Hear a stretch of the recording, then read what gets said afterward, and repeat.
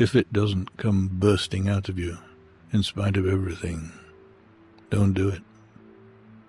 Unless it comes unasked out of your heart and your mind and your mouth and your gut, don't do it.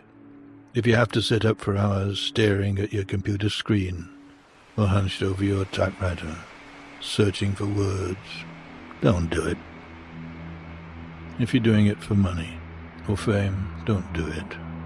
If you're doing it because you want women in your bed, don't do it.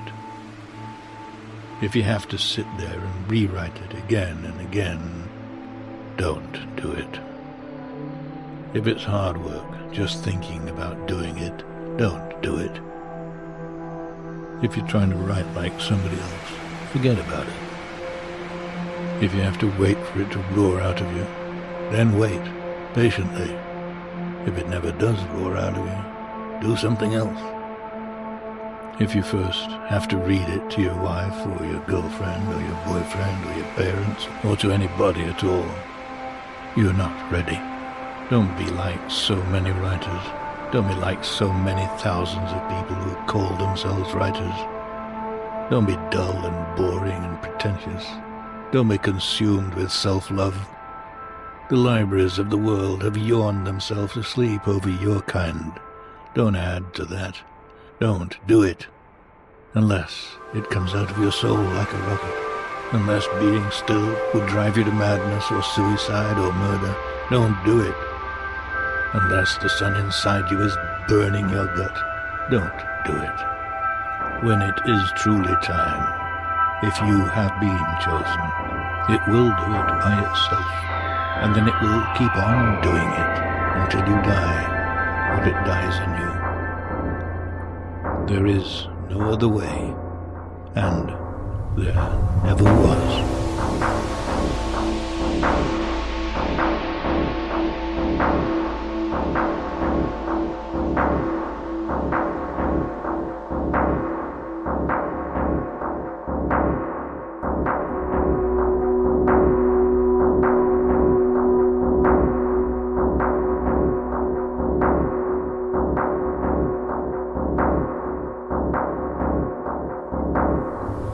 Your life is your life. Don't let it be clubbed into dank submission. Beyond the watch, there are ways out. There is a light somewhere. It may not be much light, but it beats the darkness. Beyond the watch, the gods will offer you chances. Know them. Take them. He can't beat death, but he can beat death in life, sometimes. And the more often you learn to do it, the more light there will be. Your life is your life. Know it while you have it. You are marvelous. The gods wait to delight in you.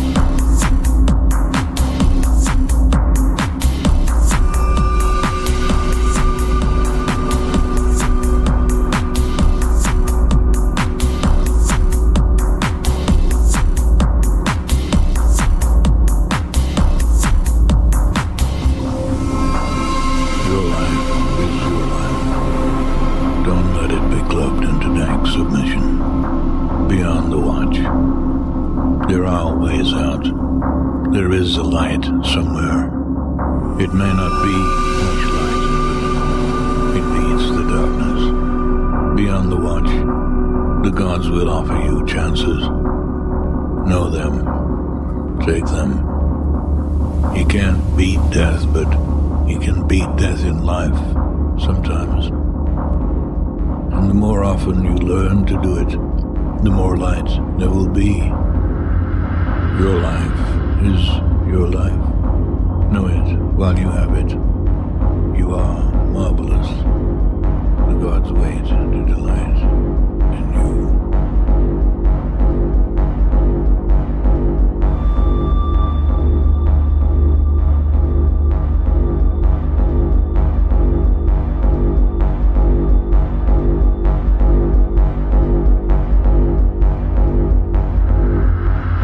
Faced with a very serious situation in this generation. There are insane people who wish to rule the world. They wish to continue to rule the world on violence, repression. We are all the victims of that violence and repression. We, as the indigenous people of the Western Hemisphere, have been resisting this violence and this oppression for 500 years. We know that the black people have been resisting it for at least that long. And we know that the white people have had to endure it thousands of years. And now it's come full swing to this generation that we live in. Nuclearization of the world. You see, this cannot be, we cannot allow this to continue to go on. We cannot do it. See, we cannot expect that the pro-nuclear oppressor, that other side, we cannot expect that they're going to change for us. They are going to become more brutal. They're going to become more repressive because it's a matter of dollars and their illusionary concepts of power. We have to reestablish our identity. We have to understand who we are and where we fit in the natural order of the world.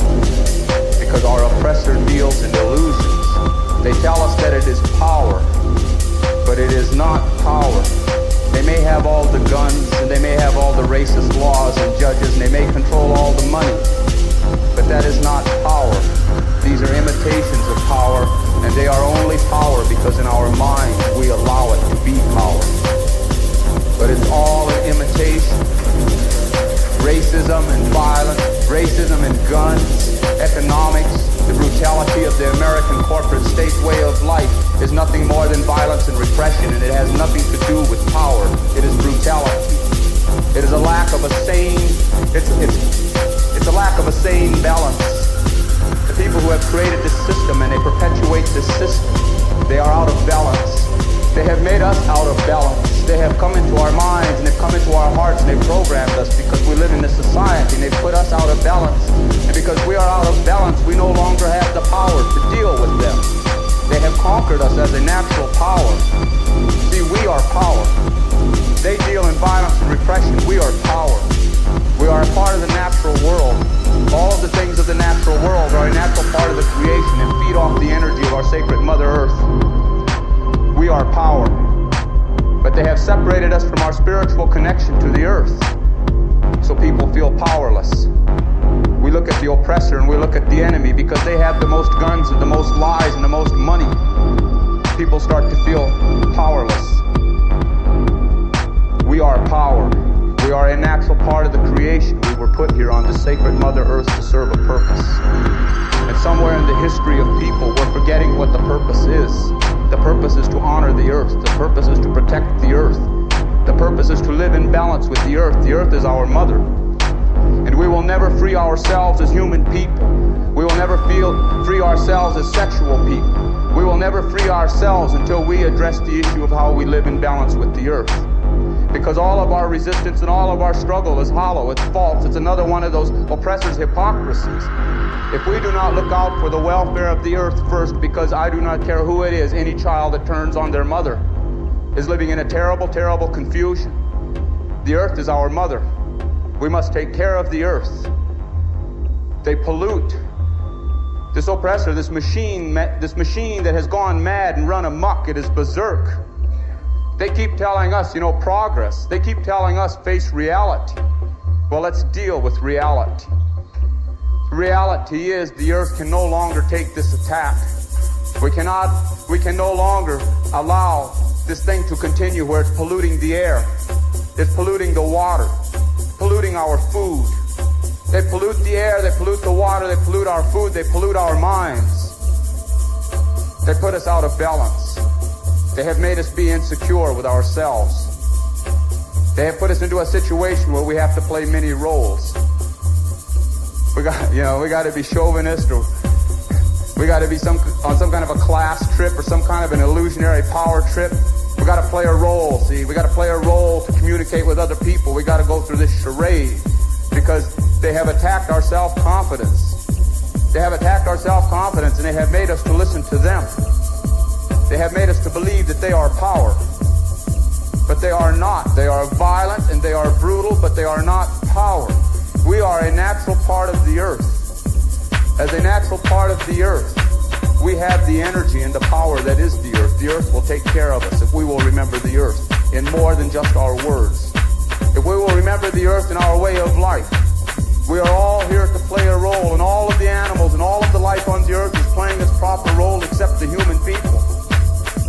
Somehow we are betraying. We are betraying our purpose here, and that is why we live in the confusion that we live in. They tell us, they want us to believe that we are powerless.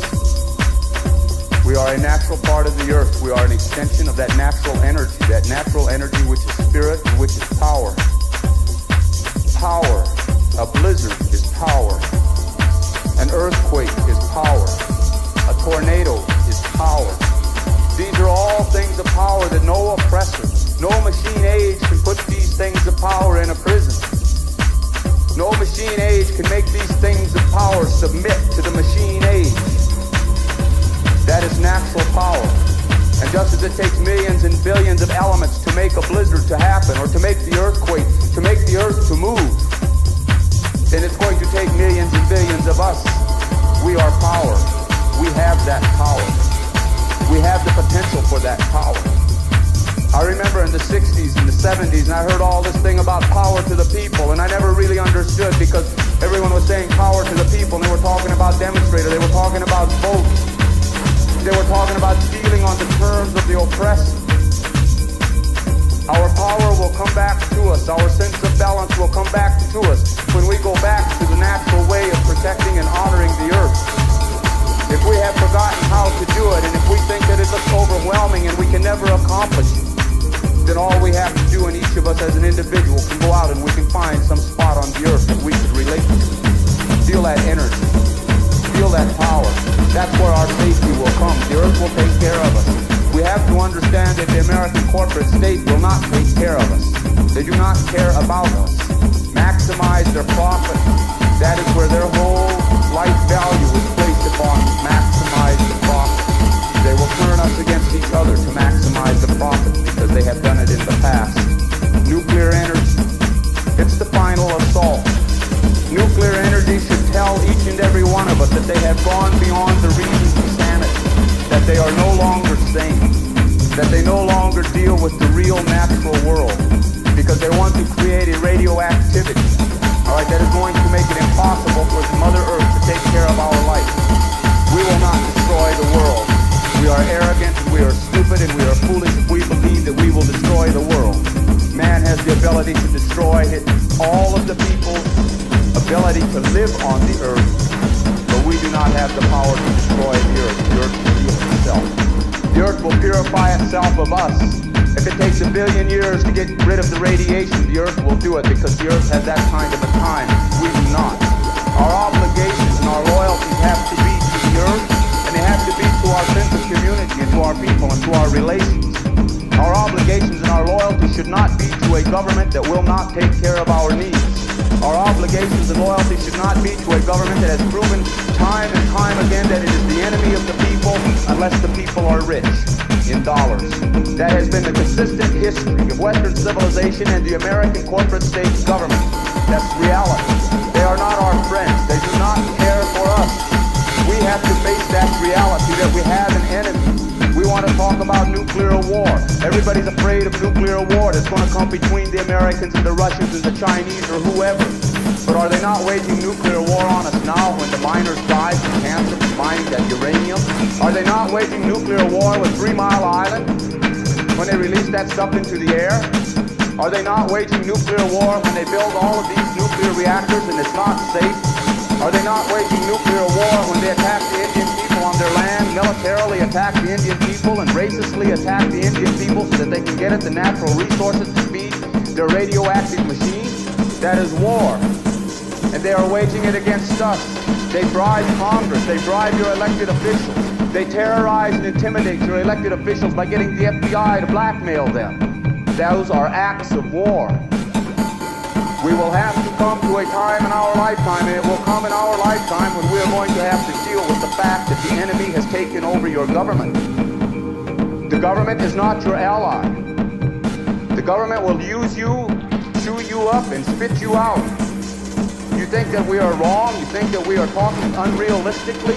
Then go look at your elders and see what has happened to your elders in your machine-age society. See what kind of respect that they get. See what kind of a voice they are allowed into your society. What kind of input they have. See what their final reward of happiness is after working for this slave state for 30 or 40 years and allowing someone else to exploit their labors. What is racism? Racism is an act of war. Sexism is an act of war. It's a war against our human dignity and our rights to self-respect. This is the war that they wage there. War. They are warlike. And we have to understand that the American corporate state got to where it's at through the act of war. The next war, you want to think about a war? The next war that you better be concerned about is the one that they're going to fight here. Here in the continental United States. They have fought many wars here.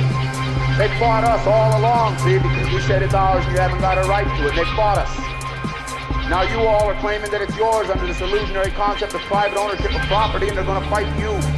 But they're going to call it national security and energy crisis. They're going to call it constitutional rights. They're going to call it judicial proceedings. They're going to nationalize, your military coup is going to come by, they're going to nationalize the police departments. That's your military coup. In the name of violence, rising crime. But all we must do is look in the corporate office and see the rising crime that is taking place there, and nobody's going to jail for it. So we got to understand that they are arming themselves to wage a war against us, and it's going to be called the war of law and order, because they're twisting it around. For 500 years, my people have resisted. For 500 years, we will resist again if it becomes necessary. We want to be able to relate and communicate with all of the people that are living on this land. But we want to be able to relate and communicate from a position of truth. You all got to face the truth. We have had to face it through 500 years of genocide. We have had to face the truth. We have had to live the truth. We have had to die the truth before we're going to ever see our evolutionary liberation. The people that call themselves Americans are going to have to face the truth also. They tell us to be realistic, that progress means all these things have to happen. They tell us that we can't go back to the old way. They tell us to be realistic. But there is no old way, no new way. There is a way of life. We must live in balance with the earth. We must do it. We have no choice. If we allow ourselves to be apathetic, or we allow ourselves to be lied to or tolerate their lies about what they are doing to the earth, then we are betraying our intention. We are betraying our purpose here. We cannot protect that 7th generation if we do not protect the earth. We cannot protect ourselves if we do not protect the earth. The earth gives us life, not the American government. The earth gives us life, not the multinational corporate government. The earth gives us life. We need to have the earth. We must have it. Otherwise, our life will be no more. So we must resist what they do. They want to break our spirit. They will do everything and anything to break our spirit, our will to live. We must learn to resist. We must learn to see. We must learn to look. We must learn to step out of this reactionaryism All of our lives, they've had control of us through their schools and through their TV, their electronic media. They've had control of us all of our lives. They have programmed us. They have made us become reactionary. We don't think, we react to what they do. We don't think, we react to everything that they do, we react to it. They're setting us up in the 80s because they know consistently throughout the past the people have always reacted to what they have, to their manipulations of circumstance.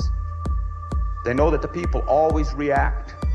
They're counting on it in the 80s. See, and they outnumber us with guns. They outnumber us with money. They outnumber us with votes. They control all the machines that count the votes.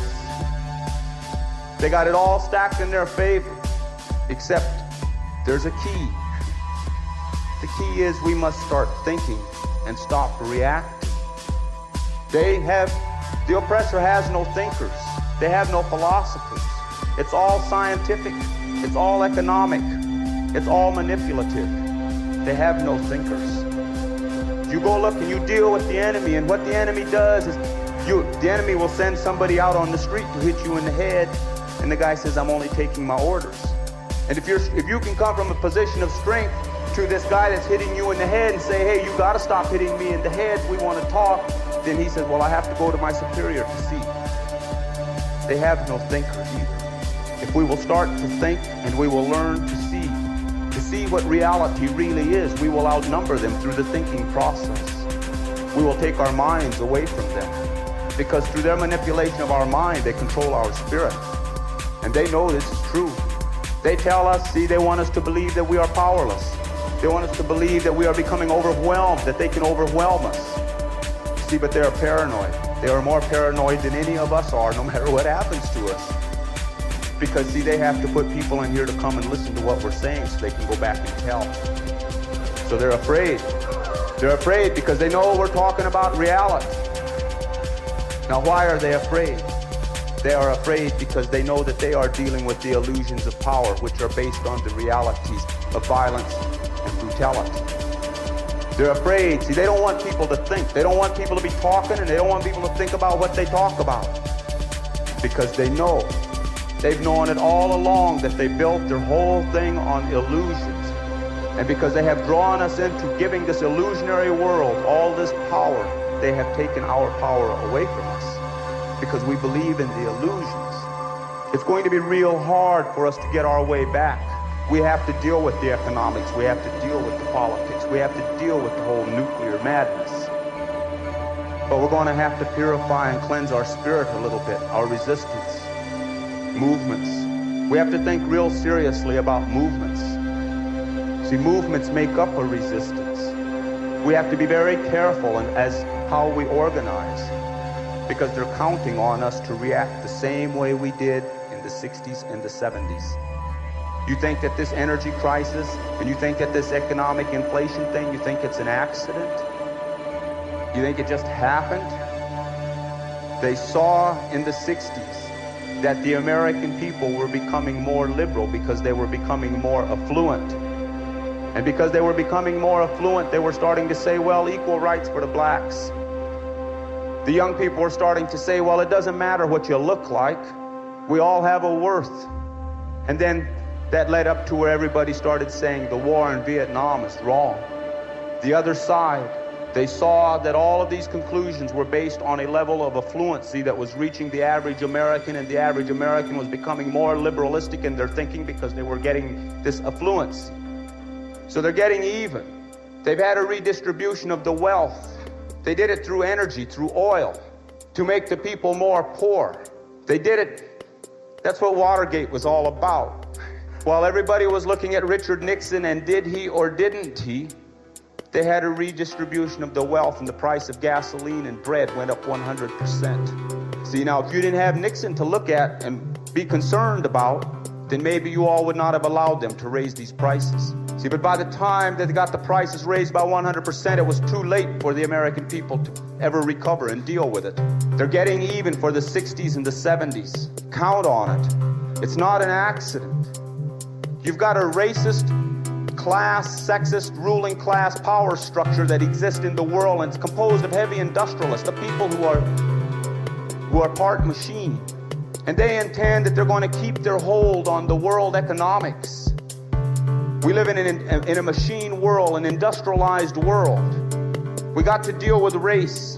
2/3 of the world's natural resources are on non-white land because that's where 2/3 of the world population is. 1/3 of the world's resources, because of technology coming out of the white land, 1/3 of the world's resources are almost totally used up. But technology spreads like any disease. Technology spreads. So there's 2/3 with the majority of the world's population. They got all the natural resources. So at some point in the immediate future, they're going to have all the technology, which makes them the new machine power. And it changes the whole thing around, like they did to us. When they wanted our land in the Dakotas, they used their technology to stay ahead. They came and they gave us a few Winchester repeating rifles because they had Gatling guns. And then they could justify their murders. Because America, the hypocrisy is they must arm you before they murder you. So that was how they went about it. We look at today and now, by creating a dependency on nuclear power, nuclear energy. By creating a dependency upon that, there's only a handful of countries that control the mechanism of mass production of this. All the countries in the world don't. And you watch where the nuclear bombs are going. They're going to places like Africa and the Middle East.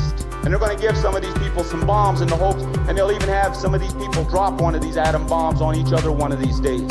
See, they can afford to hand the bombs out there because these nations have no capability of delivering the bomb back to where it came from, be it the Soviet Union or America. They create a dependency on nuclear energy. Then everybody has to adjust their needs, and we stay dependent. And then through the end of it, before it's done, they intend to use their nuclear energy to be able to step into the third world and take the natural resources. It's all got to do with economics and racist power trips that have been in existence since before Christ. There's no need for it because of electricity, for us to survive and resist. We are going to have to understand and recognize that we are energy because we are a natural part of the creation. And if we are going to effectively stand up to our enemy, we're going to have to be able to do it based upon our connection to the real truth, to reality. Our enemy is abusing the earth. Our enemy abuses us, abuses all of the sacred things of life. But we are an extension of the earth. We are energy and we are spirit. Before we will be strong enough to fight and stand up to the enemy, we are going to have to evaluate how we use our own energy. Are we misusing our own energy? Are we misusing ourselves? Because we got to deal with that before we can deal with being misused by someone else. Alternative energy. We are alternative energy. We are it. We have power. We must gear ourselves for a long struggle. We must never give up hope. We must never turn our back on it and say we're not going to make it. Because those who turn their back and say we're not going to make it, then they're not going to. That's it for them. But the spirit of the people, the spirit of the people, the spirit of the earth.